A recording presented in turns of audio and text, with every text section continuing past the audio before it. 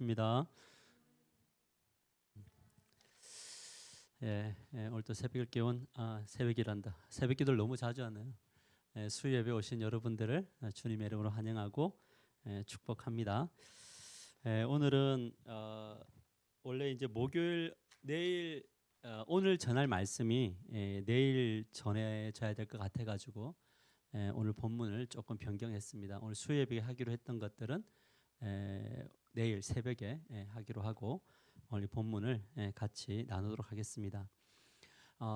대부분의 사람들은 자기의 정체성 아니면 자존심 아니면 차별화를 두기 위해서 꼭 붙들고 살아가는 그 무엇인가가 있는 것 같아요. 그러니까 이것 없으면 다른 건 다 없어도 괜찮은데 나에게 있어서 이것이 없으면은 절대 안 되는 것들이 있죠. 그래서 그 어떤 순간이 와도 어떤 환경이 와도 내가 진짜 붙들어야 될 것. 어쩔 때는 하나님이 나에게 접근해 와도 이것만큼은 놓을 수 없는 것, 이런 것들이 사람들마다 다 있는 것 같습니다.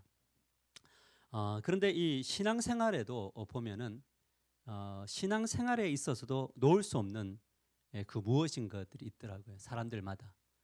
어떤 분들은 뭐 기도를 놓을 수 없고, 어떤 분들은 뭐 기도 잠시 하고 나는 전도하는 걸 놓을 수 없고, 어떤 분들은 예배 자체를 나는 놓을 수가 없고, 그래서 다른 거는 안 해도 나는 이것만큼은 꼭 내 평생 나는 붙들고 갈 겁니다 라고 하는 그 무엇이 있는 거죠.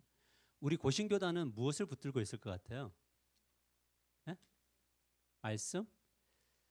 그러면 되게 좀 좋을 것 같은데, 말씀보다 좀 더 자부심을 가지는 게 하나 있어요. 그게 바로 뭐냐면 우리는 순교자의 후손들이다. 다른 교단들은 다 일제시대 때 신사참배를 했는데, 그래도 고신교단은 신사참배를 안 했던, 그리고 신사참배를 했던 분들이 회개하고 돌아와서 목회를 했던 그런 영적으로 장자의 교단이다. 이런 이제 저 경남 지방에 한 2,500개밖에 전국에서 안 되는 교단인데, 자부심일 수도 있고요, 열등감일 수도 있어요. 다른 교단들 막 큰 교회들 막 5,000개, 막 6,000개 교회가 있는 교단이 있는가 하면 우리는 이제 거기 한 3분의 1 정도 되는데, 우리가 끝까지 놓지 않는 것. 우리는 순교자의 후손들이 세운 교단이다. 이제 거기에 이제 우리 질문이 있는 거예요. 그래서 뭐 어쩌라는 거냐? 너는 그러면 순교자적 삶을 살고 있느냐? 라는 이제 그런 도전이 오는 거죠. 오늘 본문을 보면 세례 요한의 제자들이 예수님에게 도전을 해서 오는 거예요. 그 도전이 어떤 거냐면 이런 겁니다. 그때 같이 읽을까요? 시작. 그때 요한의 제자들이 예수께 나와 이르되 우리와 바리새인들은 금식하는데 어찌하여 당신의 제자들은 금식하지 아니하나이까? 자, 지금 세례 요한의 제자들이 지금 예수님에게 도전하는데, 그 도전의 내용이 뭐냐면 금식의 문제를 가지고 도전을 해오는 겁니다. 근데 요한의 제자들 이러면은 예전에 이제 스승이 나는 저분의 신들매도 풀지 못할 만큼 나는 저분에 견줄 수 없는 존재다 뭐 했기 때문에 요한의 이야기만 가지고 오면 이게 명분이 없으니까 누구의 얘기를 가지고 오냐면 바리새인들의 이야기를 같이 가져와서 엎쳐가지고 뭘 이야기냐면 우리와 바리새인들은 금식을 하는데 왜 당신들은과 당신의 제자들은 금식하지 않습니까로 지금 오는 거죠. 요한의 이 이제 유대인들이 금식을 반드시 했던 절기가 뭐냐면 속죄일이라고 이제 1년에 한 번 대속죄일이 있거든요. 전 이스라엘 민족들이 하나님 앞에 속죄 제물을 드리며 속죄하는 날인데, 그때가 되면 뭐냐면 이스라엘 백성들이 금식을 했고요. 나팔절이라고 신년이 되면 꼭 신년 금식을 했었어요. 이것은 그냥 철칙이에요. 이스라엘 사람이라면 뭘 해야 되냐면 금식을 반드시 1년에 2번은 무조건 해야 된다라는 거예요. 그래서 이 바리새인들과 그 세례 요한의 제자들은 이 금식에 참여했고, 거기다가 더 이제 더해서 매주 월요일과 금요일이 되면 뭐냐면 금식을 일주일에 2번씩 금식을 한 거죠. 이것이 바로 뭐냐면 이 세례 요한의 제자들에게는 굉장한 자부심이었어요. 그러니까 그 그들의 정체성, 그것을 나타내는 게 뭐냐면 금식이죠. 그런데 예수님이 지금 자기들은 금식하고 있는데 예수님은 지금 뭘 하고 있냐면 오늘 새벽에 우리가 만났던 예수님은 뭐 하고 있죠? 뭐 하고 있어요? 밥을 먹고 있죠. 누구하고 먹고 있어요? 죄인들하고 밥을 먹으며 노닥거리고 있는 것처럼 보이는 거죠.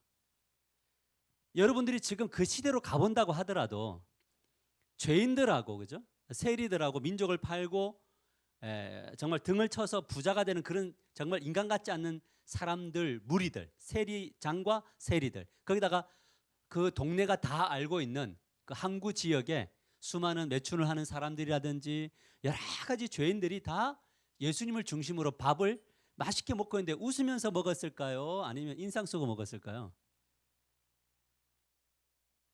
그런 생각해 보세요. 예수님이 하면서 밥 먹자 하고 아무 말 없이 먹지 않았을 거 아니에요.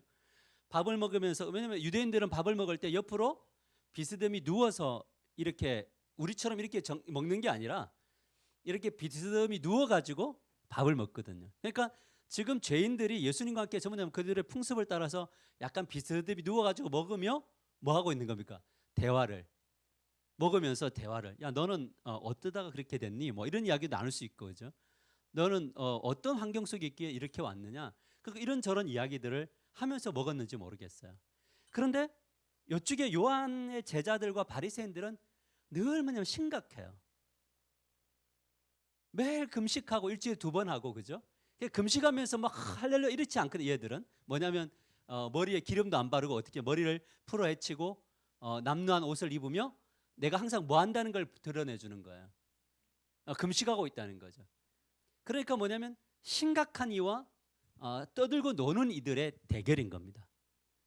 그러니까 떠들고 놀고 지금 예수님과 함께 대화를 나누며 뭔가 진지하게 기쁨 가운데 있는 사람들은 그것이 분위기가 약간 좀 하기 애매한데, 이쪽은 어떻게 해요? 굉장히 좀 심각하죠. 그러니까 그러면 어느 쪽이 더 불편해져요? 밝은 쪽이 불편해집니까? 심각한 쪽이 불편해집니까? 여러분 우울한데 옆에서 자꾸 웃으면서 막 기분 좋아, 뭐 할렐루야, 뭐 이런 사람 보면 기분 좋아져요?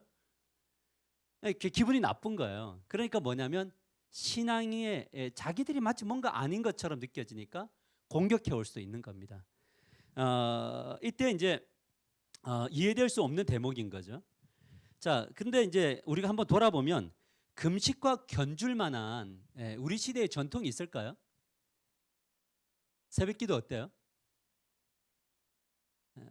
뭐 안 나온 분들은 잘 모르겠는데요. 뭐 이럴 수 있고, 수요기도회는요, 금요기도회, 주일예배, 월삭기도회, 이런 것들이 그 시대의 어떤 금식과 견줄만한가요? 그렇죠. 그러니까 이 우리 시대에도 뭐냐면 새벽기도, 수요예배, 금요기도회, 주일 오후예배, 그다음에 월상예배, 목장 모임, 매일 이 모임에 참여하는 분들의 마음속에는 어떤 것이 있을 거예요. 우리 매일 나오시는 우리 독수리 여행자분들 어떠세요? 5분이니까 뭐냐면 거기 안에 자부심이 있겠죠. 뭐냐면 나는 새벽을 깨웠고 주님 앞에 기도했고 그런 거죠. 문제는 무엇이냐면 우리가 하는 신앙의 행위 안에 기쁨이 있느냐 이거예요. 거기 안에 하나님과 나와의 인격적인 만남들이 있느냐는 거예요. 여러분 만일에 우리가 금식을 하나님이 기뻐하시는 금식을 한다면 하나님이 그 문제들을, 우리 금식의 문제들 안에 개입하시고 역사하시는 것을 경험할까요?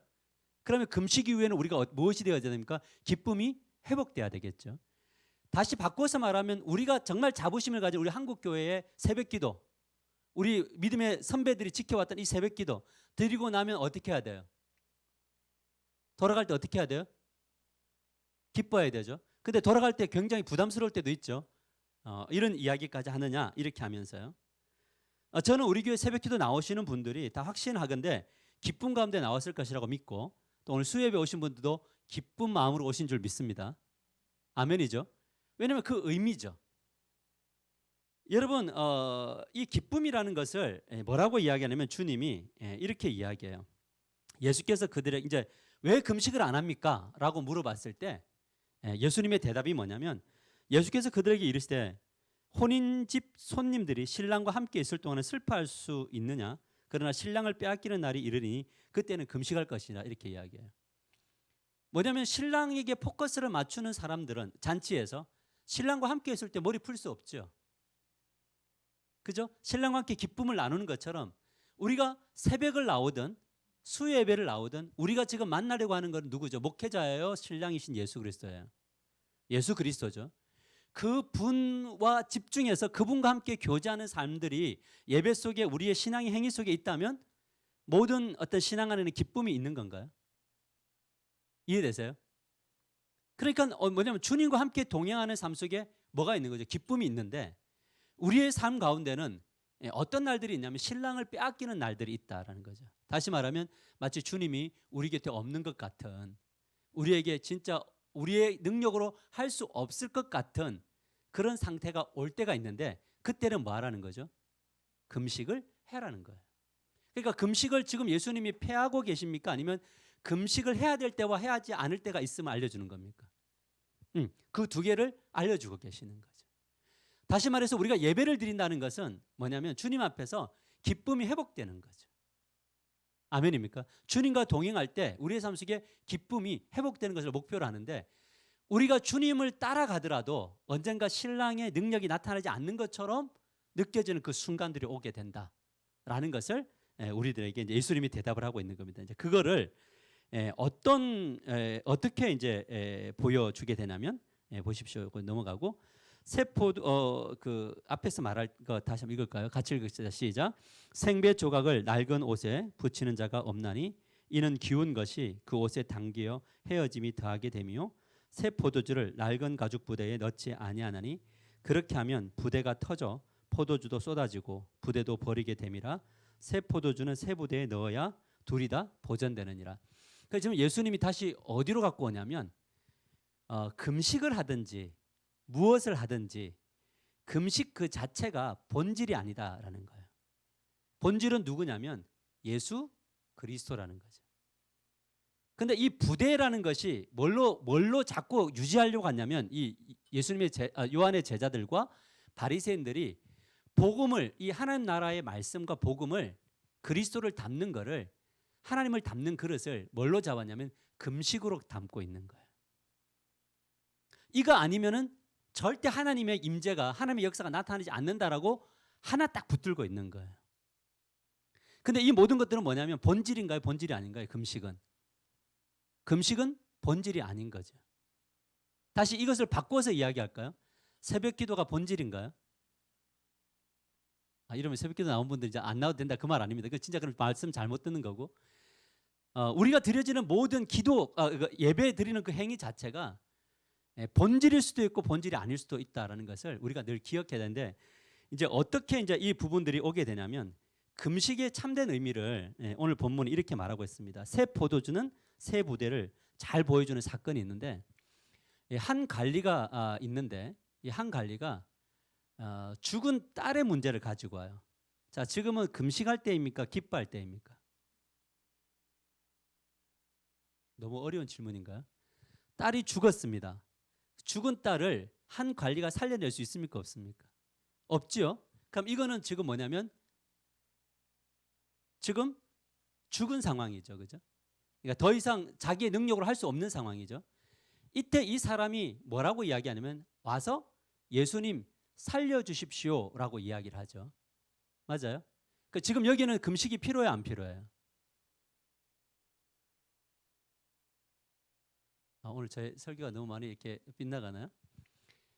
저 상황이 어떤 상황이냐면 저기는 지금 금식을 해야 될 상황이 아니고 정말 주님 앞에 나아가서 뭐냐면 바로 나의 문제를 승부를 걸어야 될 상황들인 거죠. 그러니까 이것을 잘 보여주는 사건이 혈류병 사건에도 나오는데 뭐냐면 진짜 금식의 의미를 담아야 될 때는 언제냐면 12년 동안 혈류병이 나고 있을 때 그때 뭐냐면 주님 앞에 나아가서 진짜 엎드려서 주님 앞에 승부를 걸어야 될 때가 이때가 있다는 거죠. 그러니까 이 여인은 지금 뭐냐면 금식의 상황 속에서 금식을 하는 그 행위에 스스로 만족하기보다는 누구에게 나와서 승부를 겁니까? 주님께로 나와서 만나는 거죠. 근데 지금 바리새인들과 예수님의 제자들은 무엇이 없냐면 예수님을 하나님을 만나는 사건이 없어요. 그냥 예배만 드리고 있고 기도만 하고 있고 금식만 하고 있는 거죠. 직접적으로 그분의 만지신 그분의 터치, 내가 이 금식을 함으로 인해서 하나님이 나에게 역사하실 거야 라고 하는 그 믿음이 없이 그냥 뭐냐면 내가 열심히 하는 행위로 신이 감동이 될 거야, 이런 의식을 가지고 있는 거죠. 근데 지금 이 여인은 뭐냐면 나의 행위로 감동을 갖는 것이 아니라 지금 주님이 이 문제를 해결해 줄 것에 대한 뭘 가지고 있는 거죠? 믿음을 가지고 접근해 나오는 이런 것들이 있는 거죠. 그러니까 지금 요한의 제자들은 비본질적인 금식을 잡았고 지금 이 한 갈리와 혈류병은 뭐냐면 본질이신 누구를 잡은 거야? 새 포도주신 예수 그리스도를 담아냈다라는 것을 우리들에게 지금 잘 보여주고 있는 사건입니다. 그래서 우리가 이들의 공통점은 뭐냐면 새 포도주, 즉 예수 그리스도를 새 부대, 즉 마음에, 믿음에 담아내는 거죠. 그래서 이렇게 말합니다. 21절 같이 한번 읽을까요? 시작. 이는 제 마음에 그 고돈만 만져도 구원을 받겠다 함이라. 이렇게 이야기하는 거예요. 무엇이냐면 예수님이 이것을 반드시 해결해 줄 것에 대한 믿음을 가지고 주님께 접근해 오는 거죠. 우리가 진짜 중요하게 해야 될 건 뭐냐면 우리의 마음속에 새벽 기도를 하든 수요 예배를 드리든 하물며 때로는 수요 예배를 나올 수 없는 상황 속에 있다 하더라도 중요한 것이 무엇이냐면 어느 현장에 있든지 간에 어떤 상황에서도 우리는 누구를 인식해야 된다는 거죠. 예수 그리스도를 인식하고 그분을 우리의 마음속에 모아야 하는 거죠. 영접하고 그분이 나의 삶을 이끌어갈 것에 대한 뭐가 있어야 되는 겁니까? 믿음이 있을 때 그때 바로 뭐냐면 주님의 역사가 나타나게 된다라는 것을 말씀드리는 거죠. 요즘에 이제 우리 이 사회가 이제 되게 그 새벽기도라는 것은 어떤 면에서 보면 비본질적인 전통일 수 있습니다만 그러나 그 비본질 전통이 또 뭐냐면 본질이 될 수도 있는 거죠. 그 중심에 예수 그리스도를 인정하고 나오는 신앙의 행위냐가 되면 그 새벽 기도는 본질이 되는 겁니다. 근데 그리스도를 배제시킨 우리의 예배는 뭐냐면 그것은 형식적인 것이 되는 겁니다. 그래서 지금 이 코로나 시대가 와서 제일 어려운 숙제가 무엇이냐면 과연 이 시대 사람들을 새벽 기도라고 하는 우리 이 한국만 있는 이 전통 안으로 다 끌어올 수 있는가의 문제인 겁니다. 어때요? 우리 직장 다니시는 분들 새벽 기도 나오기 어렵죠? 그런가요? 되게 어렵죠, 그죠? 그러면 새벽 기도를 합시다 이 말은 부담이 되나요? 그죠? 일주일에 한 번 그래도 목숨 걸고 나옵시다도 부담이 되나요? 부담이 되죠. 근데 부담이 돼서 나왔다. 그래 나와서 진짜 은혜를 받으면 좋은데 그냥 의무적으로 나온다 그러면 그것은 나중에 우리를 넘어뜨리는 하나의 도구가 될 겁니다. 제가 여러분들에게 오늘 이 이야기를 드리는 이유는 뭐냐면 새벽 기도를 나오는 분들에게는 그것이 스스로에게서 믿음의 방향성이기 때문에 나올 수 있어서 나오는 것은 계속 유지하게 되기를 주님의 이름으로 간절히 권면합니다. 그러나 나왔다가 아니라 나와서 말씀을 듣고 그 현장에서 주님 앞에 3, 40분, 1시간 기도하는 그 자리에 반드시 누가 계셔야 되냐면 예수 그리스도가 계셔야 되는 겁니다. 자, 그러면 이제 반대 새벽 기도 못 나오는 파들 이제 못 나오시는 분들은 어떻게 해야 됩니까? 부담만 가져야 됩니까? 그러면 이제 여기에 이제 질문이 하나가 있는 겁니다. 새벽 기도를 나오시는 분들은 새벽 기도 안 나온 사람들을 바라볼 때 어떤 생각이 들 수 있냐면 한 번 나와도 안 죽어라는 마음이 있을 수 있습니다. 보이지 않게. 그럼 새벽 기도 안 나온 사람들은 아니 당신도 직장 다녀봐봐 되는지가 될 수 있습니다.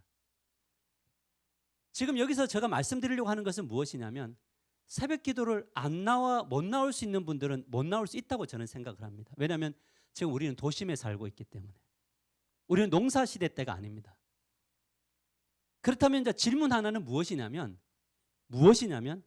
안 나오는 그 시간을, 나에게 주어진 삶을 어떻게 풀어갈 거냐는 우리 스스로가 주님 앞에서 뭐냐면 결단하고 훈련하고 자신의 어떤 신앙의 것들을 가져갈 수 있어야 된다는 겁니다.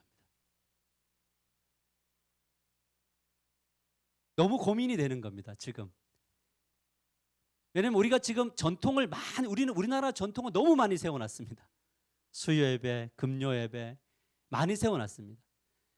그런데 사실 실제적으로 이제는 나올 수 있는 사람들이 그렇게 많지 않을 것 같습니다.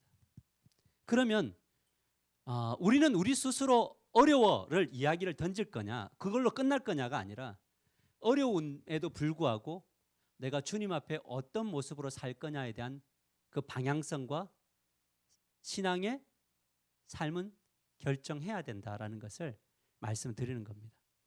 그렇게 돼야지 이 새 포도주 이 본질이 우리의 삶 속에 담아내려고 할 때 대안 없이 해체 작업으로 가서는, 이거는 포스트 모더니즘이죠. 포스트 모더니즘은 아무런 대책이 없이 그냥 모든 것들을 부정하고 다 해체하는 겁니다. 한 번만 나와야 되는 거 아니냐로 갑니다. 그런데 기독교는 예수님도 오셔서 해체하셨습니다. 야, 금식 너 그거 함부로 하지 마. 신랑을 빼앗기는 날이 있을 때 금식해야 돼. 그러나 더 큰 본질이 있잖아. 그게 바로 뭐냐면 오늘 이 한 갈리처럼, 오늘 이 혈류병에 앓은 여인처럼 정말 너희들이 서 있는 그 현장에서 예수님의 옷자락을 붙들고 너희들이 서 있는 현장에서 자신의 이 죽은 딸과 같은 삶의 문제들을 주님 앞에 고백할 수 있는 그 포도주를 담을 수 있는 자기의 그릇이냐를 주님이 물어보고 계시는 겁니다. 그래야지만이 우리의 삶 속에 뭐가 있냐면 그 믿음대로 뭐냐면 역사하시는 하나님의 은혜를 경험할 수가 있고요. 그래야지 뭐냐면 우리가 서로 만날 때 각자의 정황과 부르심과 환경 속에서 각자의 다른 신앙의 형태는 가지고 있지만 믿음의 내용은 동일할 수 있고 서로 응원할 수 있고 서로 뭐 할 수 있냐면 서로 진정한 교제를 나눌 수 있게 되는 겁니다. 우리가 이 예수님을 믿어간다는 것은 무엇을 이야기하면 자꾸 그 부대, 포도주를 담는 이 부대, 이것을 얼마나 더 잘 지키느냐에 중요한 것이 아닙니다. 우리는 새벽을 깨울 수 있는 새벽에 그 부대를 가지고 가지만 그 부대가 늘 새로워지려면 포도주를 담을 수 있는 부대로서 서 있으면 되는 겁니다. 근데 진짜 직장 생활하면서 내가 새벽 기도를 정말 못 나오겠는데 하나님 어떻게 해야 됩니까? 라고 할 때 그 아침에 준비하고 걸어가는 그 출근하는 그 시간 안에서도 내가 주님을 붙들기를 원합니다 라고 하는 그 스스로를, 포도주를 담는 스스로가 가죽 부대를 만들어 가셔야지만이 이런 모든 것들이 뭐냐면 참여를 안 해도 되는 그런 일들이 일어날 수 있다라는 것을 말해주고 있는 겁니다. 제가 여러분들이 새벽에 한 번씩 하십시다 이런 이야기들은 왜냐하면 공동체성이 있기 때문에 이런 것들 하지만 더 제가 영성수첩을 만들었던 이유 중에 하나도 뭐냐면 이것을 짐으로 주려고 한 것은 절대 아닙니다. 왜냐하면 제가 이 코로나 시대를 이렇게 경험하면서 지금 우리가 너무나 이 그 부대, 가죽 부대 쪽에 너무 많이 우리가 길들여져 있구나. 주일날 예배라는 가죽 부대, 그 낡은 부대, 그 다음에 수요 예배, 금요 예배, 새벽 예배, 뭔가 목장 예배까지도 왔지만 정작 삶의 현장에서 주님을 담아내는 그 삶들이 개인의 경건 안에서 일어나지 않으면 결국 우리의 모든 것들은 다 뭐냐면 우리의 위로가 되고 우리의 어떤 그 면죄부가 될 수 있겠다라는 그런 위기를 느끼게 되면서 이런 부분들을 가지게 됩니다. 사랑하는 성도 여러분, 이 모든 사람들의 공통점은 그들 삶 안에 예수 그리스도를 담아냈다는 겁니다. 그런데 이들과 정반대의 삶을 살았던 분들이 있습니다. 보시면 뭐냐면요, 예수께서 그 관리들의 집에 가서 피리를 부는 자들과 떠드는 무리들을 보시고 이르시되 물러가라, 이 소녀가 죽은 것이 아니라 잔다니 그들이 비웃더라, 이렇게 이야기합니다. 자 보십시오.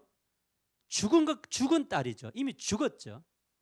그런데 한 관리는 뭐라고 이야기하냐면 예수님에게 와서, 그 새 포도주신 예수님께 와서 나는 주님 새 가죽 부대가 되었습니다. 나는 이 새 포도주신 주님을 닮을 겁니다. 이 주님이 나의 이 죽은 자녀도 살려낼 것을 믿습니다 라고 하는, 이 사람은 금식하는 사람이 아닙니다. 종교적 삶이 아닙니다.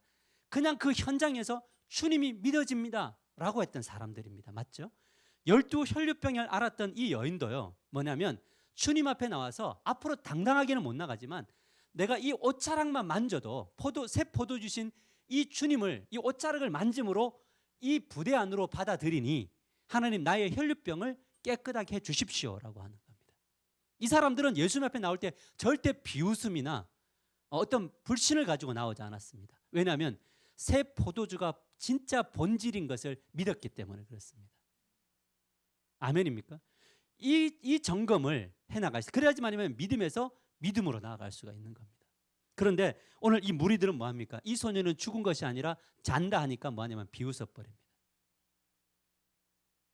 하나님이 이 절망적 상황 속에서도 분명히 믿음의 사람들을 세우실 것이다 라고 일할 때, 믿음이 있는 사람들은 뭐냐면 스스로를 새 부대로 만듭니다.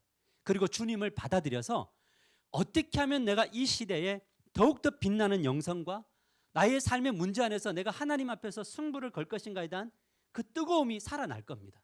그런데 이 상황 속에서 하나님이 당신들과 함께 할 겁니다 라고 이야기할 때, 스스로가 예수님을 품어내는 부대가 될 그 태도가 되지 않으면 뭐가 되냐면 비웃는 것이 되는 겁니다. 기도해서 무엇하나, 말씀 읽어서 무엇하나, 우리가 예배 참여해서 무엇하나로 가게 되는 겁니다. 그런데 우리의 마음속에는 예수님이 계시기 때문에 이거를 부인할 수 없으니 무엇을 하게 되냐면 억지로 하게 되는 겁니다. 의무적으로 하게 되는 겁니다. 근데 의무적으로 하는 그곳에는 뭐가 있지 않냐면 이 주님의 나라가 임하지 않습니다. 그러니까 지금 바리새인과 요한은 제자들의 문제가 뭡니까? 그들은 의무적으로 신앙생활을 했습니다. 그런데 지금 세리장 마태와 세리들과 그 사람들은 뭐냐면 의무로 주님을 만나는 게 아닙니다. 그들에게는 간절함이 있었습니다. 왜냐하면 나의 이 병든 영혼을, 이 나를 망하게 한 이 모든 것들을 끊을 수 있는 분이 주님밖에 없다라고 믿었기 때문에 그 현장에서 함께 밥을 먹으며 교제하는 그 자리가 즐거울 수밖에 없었다라는 것을 우리는 늘 기억해야 됩니다. 포도주는 절대 변질되지 않습니다. 따라합시다. 포도주는 변하지 않습니다. 중요한 것은 뭐냐면 이 포도주신 예수 그리스도를 담아내려고 하는 거냐라는 겁니다.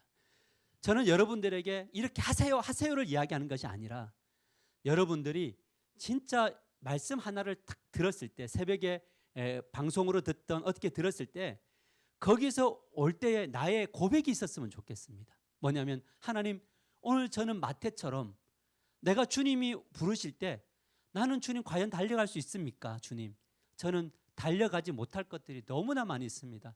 저는 아직까지 이 세리장처럼 세리장의 위치도 내려갈 마음이 없고요. 내가 그동안 정말 요거도 먹으면서 개고생하면서 있었던 이 물질도 포기할 수 없고요. 나는 그 어떤 것도 할 수 없습니다. 하나님, 어떻게 해야 됩니까? 말씀과 나의 삶이, 나의 생각이 부딪힙니다. 하나님, 저에게 이런 결단을 할 수 있는 믿음을 주십시오 라고 주님과 계속 물으면서 말씀이 부딪히면 주님 인정하는 거예요. 하나님, 저는 지금 할 수 없습니다. 근데 주님, 이것이 말씀이면 가기는 가야 되겠는데 저에게 용기를 주십시오. 이 고백이 있느냐 하고 없느냐는 되게 큰 차이가 있는 겁니다.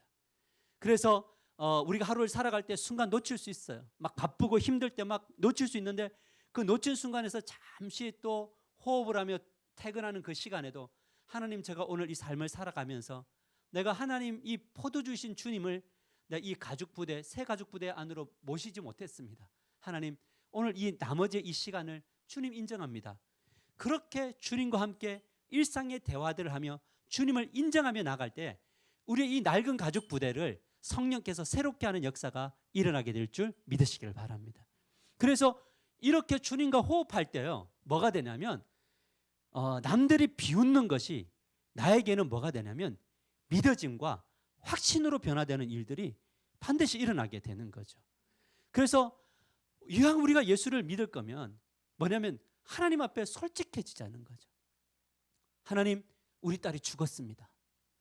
그런데 하나님 주님께서 이 문제를 해결하실 것을 믿습니다.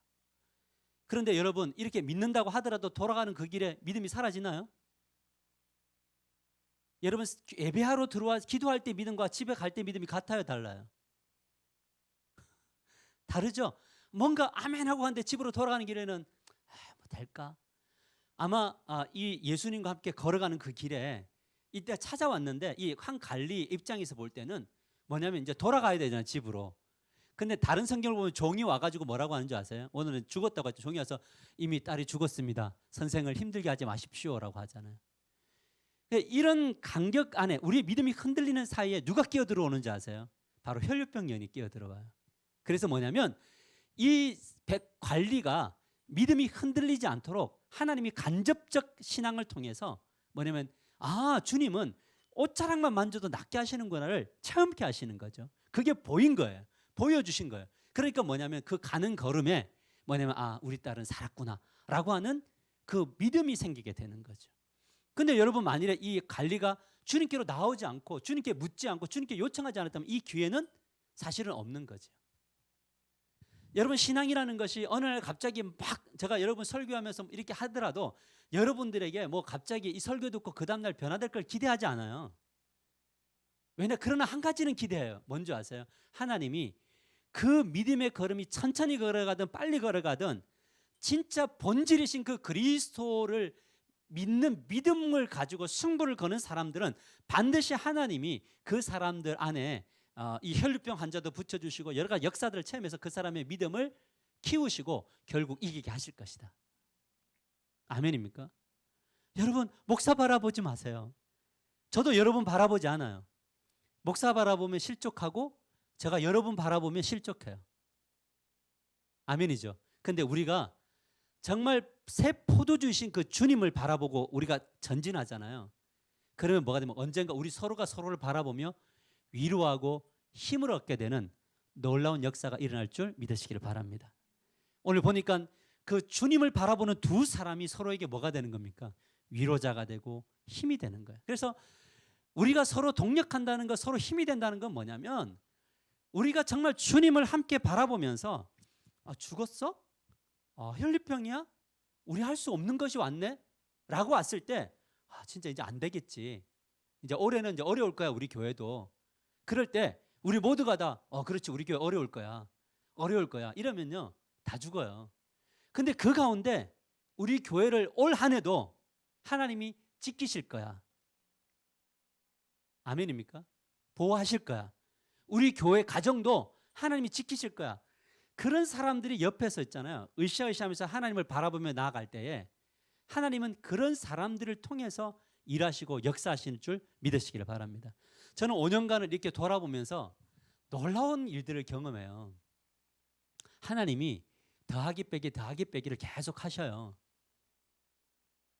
그래서 무엇이냐면 굳이 내가 아니어도 하나님은 일하셔요. 제가 목사가 이런 생각을 했어요. 이 교회가 내가 없으면 될까? 근데 하나님 말씀하세요. 너 없어도 돼. 한 목사 너 아니어도 내가 누군가를 들어서 사용하려면 다 할 수 있어 라고 이야기해요. 그래서 거기서 어떤 이제 열망이 생기게 되냐면 한 가지 열망이 생기게 되더라고요. 그것이 바로 뭐냐면 하나님, 저가 주님을 정말 깊이 바라보는, 주님만 바라보는 그런 삶들을 살아내게 해주십시오라고 하는. 그래서 내가 이 위대한 하나님 나라 확장에 쓰임받는 새 가죽 부대가 되게 해주십시오라고 기도하는 그 사람을 통해서 하나님은 일하실 줄 믿으시기를 바랍니다. 그러니까 여러분, 주저앉아 있지 마세요. 마치 죽은 것 같은 그런 상황들이 보일 때, 절망하는 상황들이 보일 때 주저앉아 있지 마세요. 새 포도주이신 주님께로 나아가시고 나의 이 낡아빠진 이 믿음의 이 부대를 하나님 앞에 나아가서 하나님, 그리스도의 보혈로 새 것으로 만들어주세요. 주님이 원하시면 주님이 원하시는 대로 갈 수 있게 해주세요. 하나님, 시대의 흐름을 보고 우리가 정말 본질을 놓치지 않는 부대들, 새 부대들을 하나님 우리 교회에게 아름답게 열어주세요 라고 기도하며 나아갈 때에 하나님이 저는 놀라운 역사들을 일으켜 세워주실 줄 믿습니다. 제가 어떤 자매의 어떤 직장을 놓고요, 지금 한 4년 기도한 것 같아요.